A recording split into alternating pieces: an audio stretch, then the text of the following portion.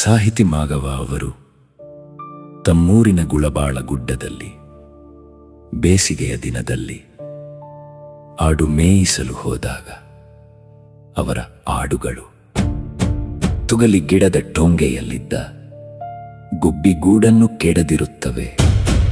ಆಗ ಆ ಗುಬ್ಬಿ ದೂರದಿಂದ ನೋಡಿ ಮರುಗುತ್ತಾ ಕುಳಿತಿರುವುದನ್ನು ಸೂಕ್ಷ್ಮವಾಗಿ ಗಮನಿಸಿದ ಕವಿ ಈ ಹಾಡನ್ನು ಬರೆಯುತ್ತಾರೆ. ಬನ್ನಿ ಅದನ್ನೊಮ್ಮೆ ಕೇಳೋಣ.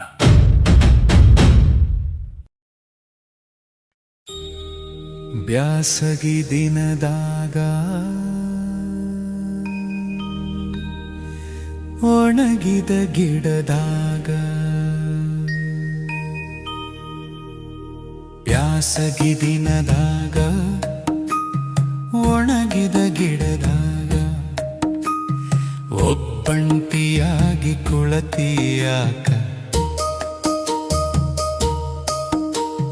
ಕಿನಾಲ ದಂಡಿ ಕಡೆ ಹಾರಿ ಹೋಗ, ಕಿನಾಲ ದಂಡಿ ಕಡೆ ಹಾರಿ ಹೋಗ, ಸುರದವ ಹಣ್ಣ ಬಾರಿ ಗಿಡಕ.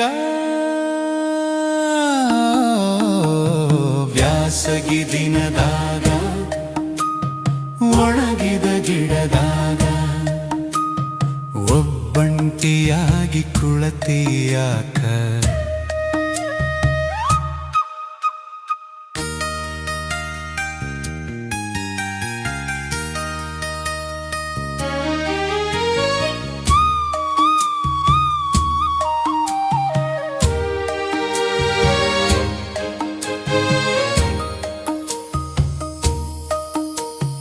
ಏನಿದು ಅರೇರೆ ಕಣ್ಣಲ್ಲಿ ನೀರು, ಏನಿದು ಅರೇರೆ ಕಣ್ಣಲ್ಲಿ ನೀರು, ಹೇಳುವೆಯ ಕಣ್ಣೀರಿಗೆ ಕಾರಣ ಯಾರು? ಬಿಟ್ಟು ಹೋಗ್ಯಾರೇನೋ ಇಲ್ಲೇ ಅಕ್ಕ ತಂಗ್ಯಾರು, ದಾರಿ ಕಳೆದುಕೊಂಡು ಬಂದು ಹಿಂಗೆ ಕುಂತಿಯೋ, ಹೇಳುವೆಯ ನಿನ್ನೂರಿಗೆ ಕಳಿಸಿ ಬರುವೆ, ಹೇಳುವೆಯ ನಿನ್ನೂರಿಗೆ ಕಳಿಸಿ ಬರುವೆ, ಕರೆದೊಯ್ಯುವೆ ಬರುವೆಯ ನಮ್ಮೂರಿಗೆ. ಬ್ಯಾಸಗಿ ದಿನದಾಗ ಒಣಗಿದ ಗಿಡದಾಗ ಒಬ್ಬಂಟಿಯಾಗಿ ಕುಳತಿಯಾಕ.